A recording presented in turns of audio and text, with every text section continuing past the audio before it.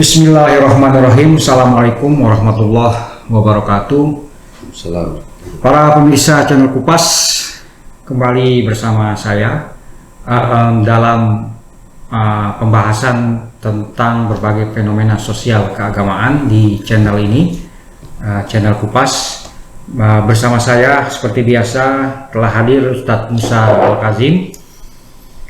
Para pemirsa, belum lama ini ada kontroversi yang cukup menarik perhatian atau bisalah dikatakan viral. Seorang politisi, Ferdinand Huta-Heian, memicu amarah sejumlah pihak karena menyampaikan atau men-tweet kata-kata Allahmu lemah. Ini kita akan bahas mungkin juga dari pertanyaan tentang apa sebenarnya Allah itu perlu dibela atau tidak, karena kita tahu ada kata-kata Gus Dur kalau tidak salah yang cukup terkenal, sering dikutip orang meskipun konteksnya kita tidak tahu secara lengkap apa maksud atau konteks ucapan Gus Dur, tapi Gus Dur pernah menyatakan bahwa, atau bahkan pernah menulis ya, Tuhan tidak perlu dibela. Tapi dalam Al-Quran itu ada ayat yang menyebutkan menolong agama Allah kalau tidak salah. Mungkin nanti kita akan dalami pertanyaan-pertanyaan ini kepada Ustadz Musa. Seperti tadi telah saya sampaikan, ada kontroversi yang dipicu oleh cuitan seorang politisi. Allahmu lemah, cuitan itu. Nah, mungkin antum sedikit mungkin membaca berita-berita, mungkin bisa memberikan pendapat tentang kontroversi tersebut. Ya, sebenarnya kontroversi ini kalau menurut saya, pertama seperti banyak kontroversi lain, seperti juga mungkin kontroversi pernyataan Ahok sebelumnya, bahwa ada kehilangan konteks ya, karena orang kan berbicara di medsos ini konteks tidak ada, karena singkat ya, kalimat-kalimat pendek, istilahnya kata-kata itu tidak menjelaskan sebetulnya maksudnya apa.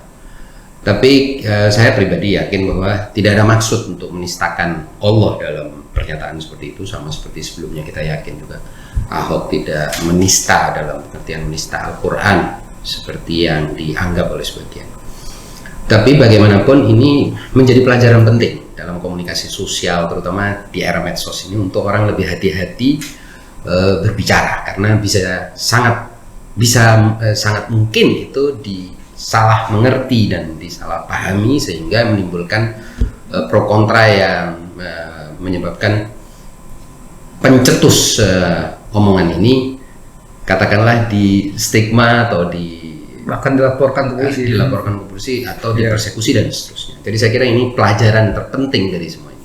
Yang kedua, saya kira juga sang pembicara ini juga tampaknya tidak terlalu paham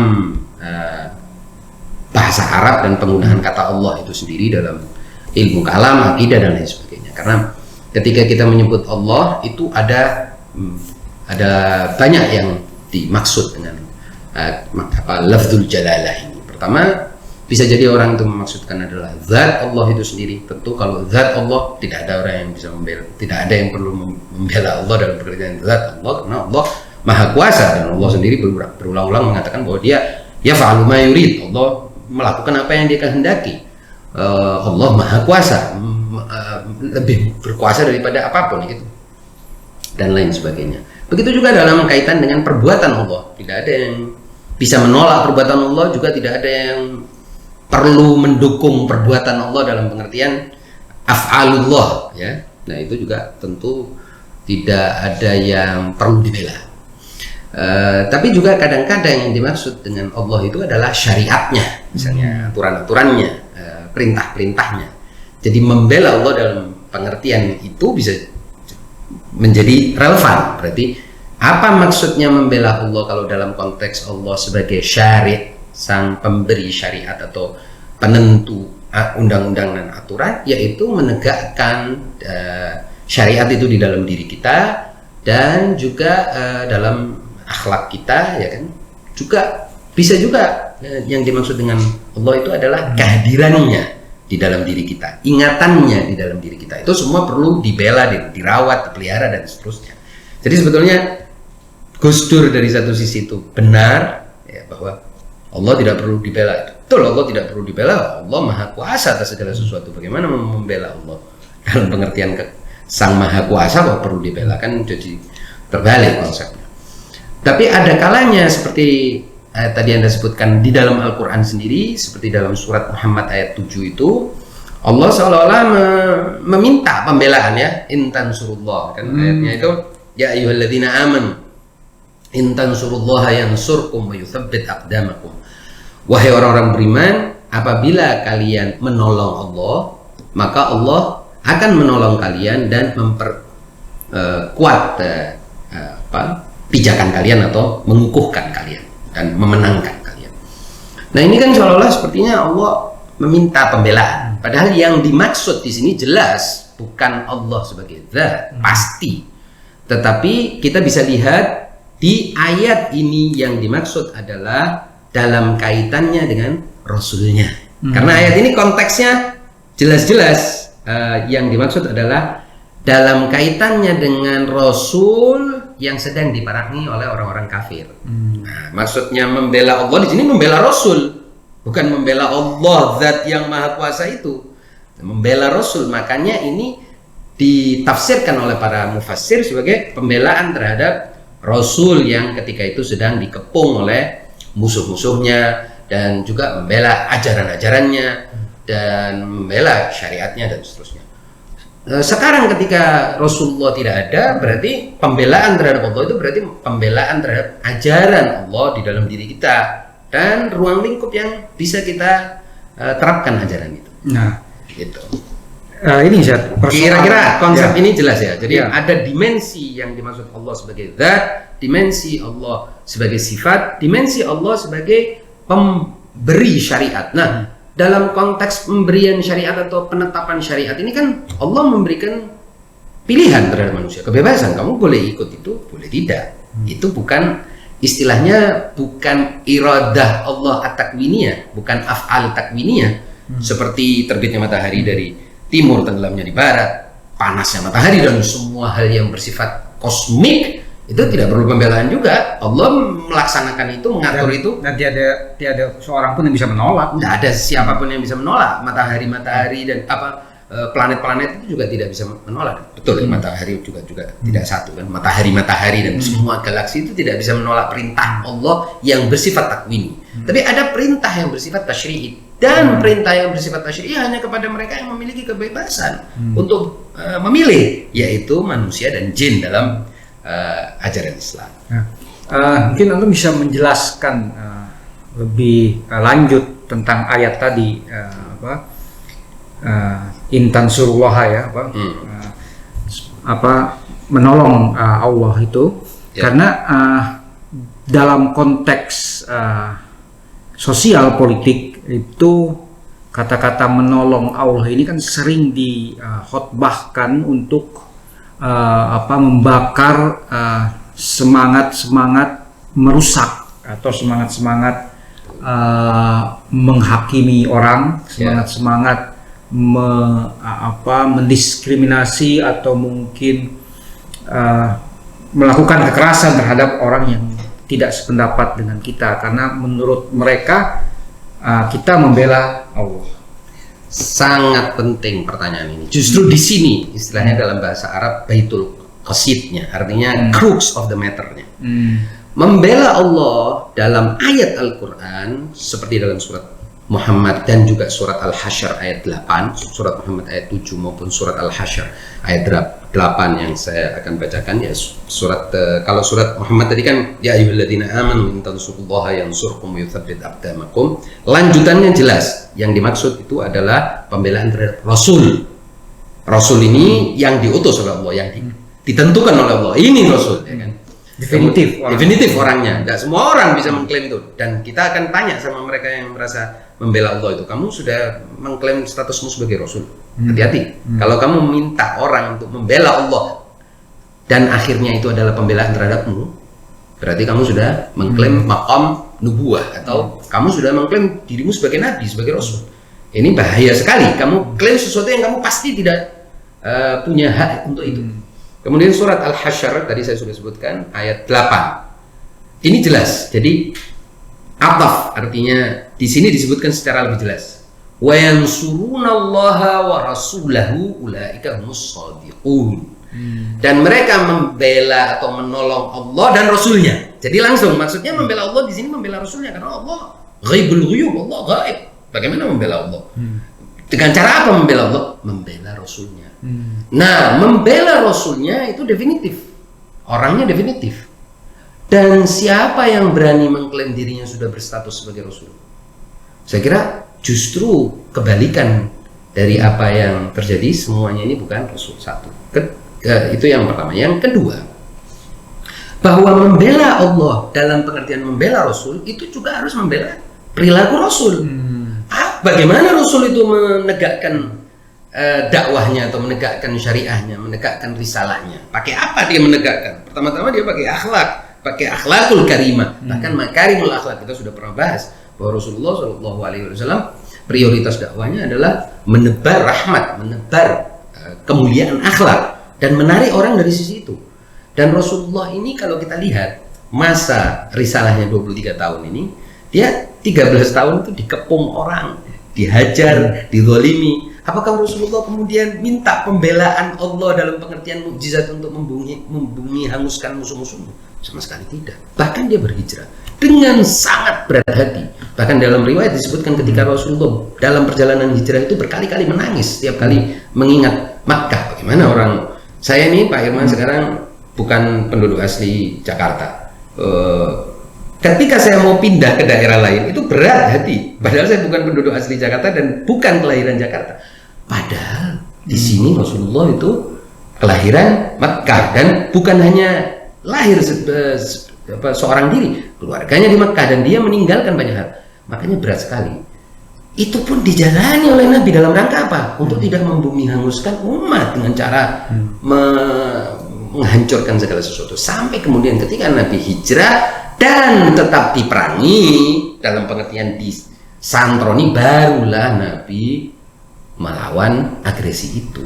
Nah, apakah orang-orang ini sudah seperti itu? Saya kira mereka jelas tidak seperti itu yang melakukan kekerasan. Bahkan tanpa ada peringatan, tanpa ada ajakan yang mulia, ajakan yang baik. Ini orang-orang yang mengaku ingin dibela atas nama Allah ini justru seringkali melakukan kerusakan dan perusakan tanpa sebab musabab yang jelas. Bahkan tidak sedikit pun ada alasan, gitu ya. Baik alasan hukum maupun alasan moral, apalagi alasan agama. Agama itu kan di dalamnya tercakup hukum dan moral. Ini sama sekali tidak ada alasan. Oleh sebab itu saya kira mereka bukan lagi membela Allah, justru di situ membela hawa nafsu. Terlihat sekali. Jadi kebalikan dari membela Allah dan Rasulnya. Justru itu membela ambisi politik, membela angkara murka, membela kebencian, membela permusuhan dan seterusnya. Naudzubillah min dzalik. Ini kebalikan dari membela Allah justru.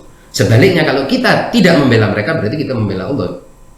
Malah kebalikan. Hasil akhir dari ajakan-ajakan yang sekarang sedang luas beredar seperti yang Anda bilang tadi, ajakan membela Allah yang berujung dengan kekerasan dan persekusi, mungkin juga perbuatan-perbuatan ilegal dan immoral dan lain sebagainya.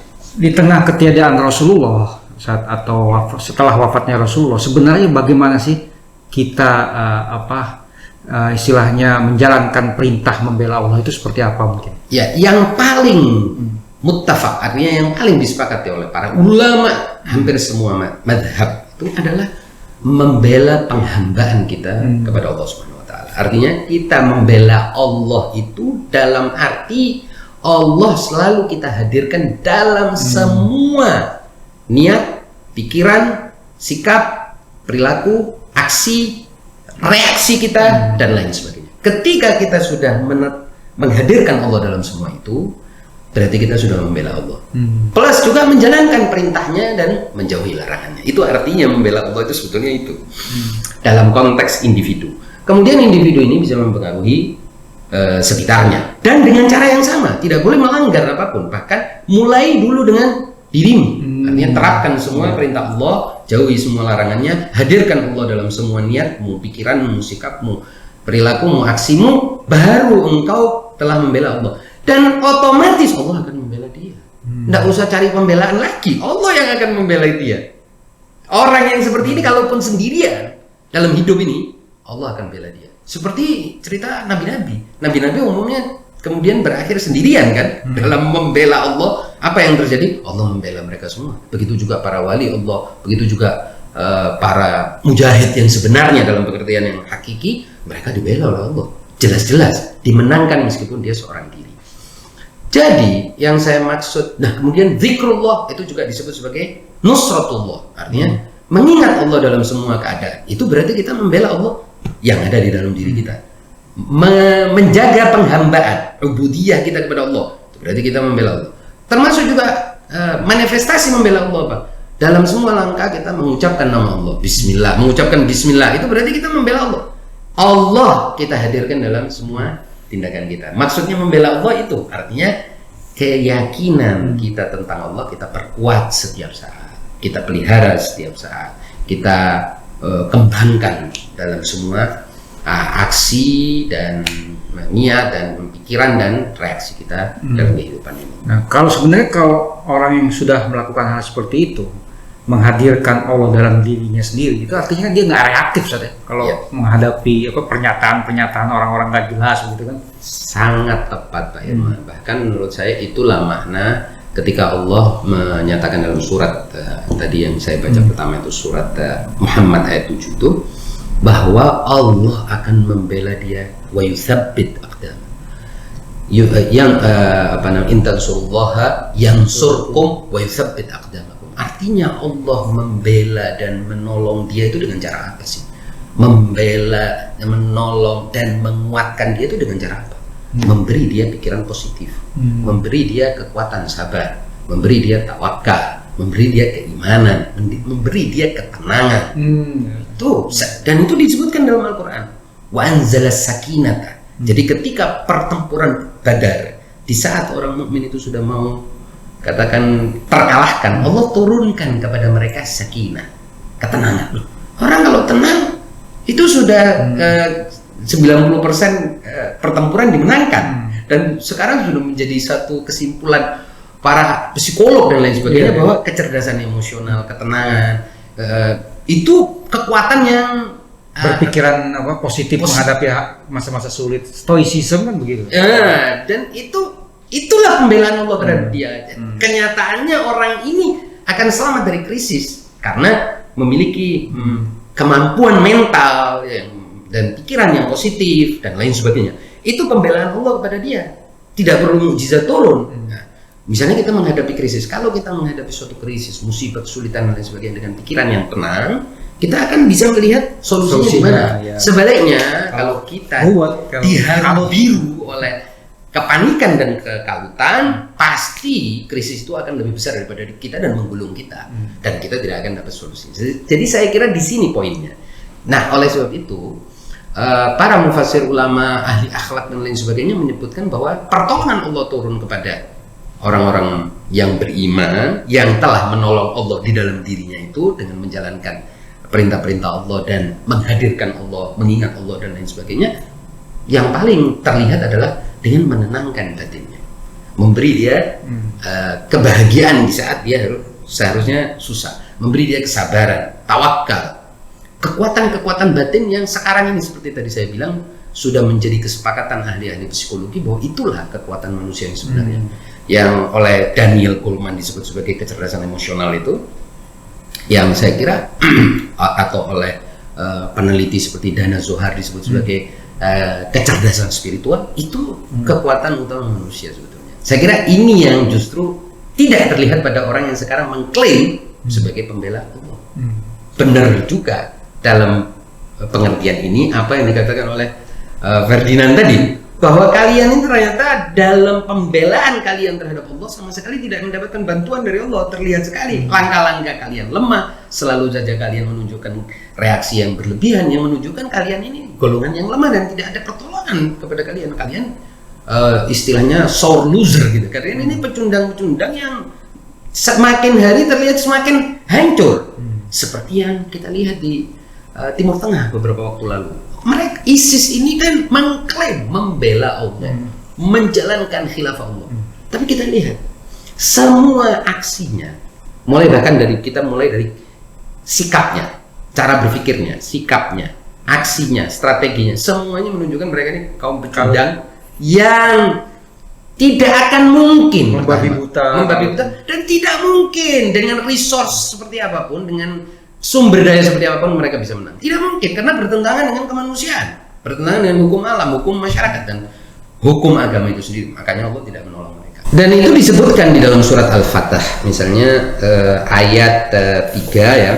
Huwallazi anzala as-sakinata fi qulubil mu'minina liyazdadu imanan ma'a imanihim. Walillahi junudus samawati wal ardh wa kana Allahu aliman hakima. Dialah yang menurunkan as-sakinah.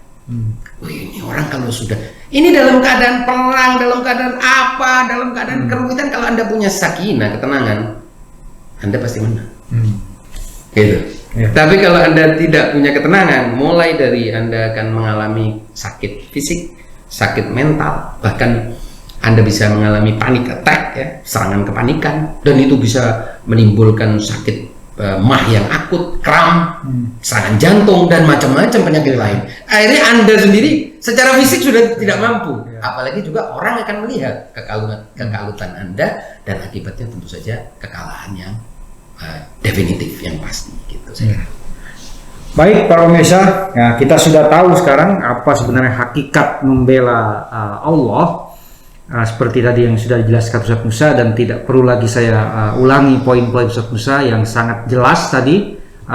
Demikian para pemirsa pembahasan kami tentang bagaimana sebenarnya kita membela Allah Subhanahu wa taala. Para pemirsa, kalau Anda menyukai konten-konten YouTube kami, silahkan di like dan di subscribe. Demikian perjumpaan kita pada kali ini. Kurang lebihnya kami mohon maaf. Billahi taufiq wal hidayah. Wassalamualaikum warahmatullahi wabarakatuh.